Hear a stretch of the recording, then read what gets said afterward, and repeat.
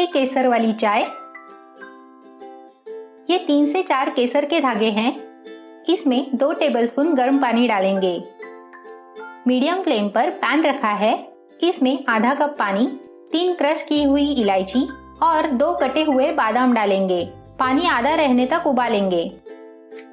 इलायची का अर्क रेडी है। इसमें 1 कप पानी, 2 मिश्री के टुकड़े और भिगोए हुए केसर का पानी डालेंगे। मिश्री की जगह पर आप गुड़ या चीनी यूज कर सकते हैं। गैस की फ्लेम लो करके 3 मिनट बॉईल करेंगे।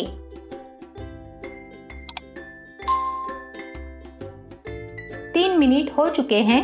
केसर वाली चाय रेडी है। सर्व करेंगे। इस तरह बादाम के टुकड़े डालेंगे, चाय डालेंगे।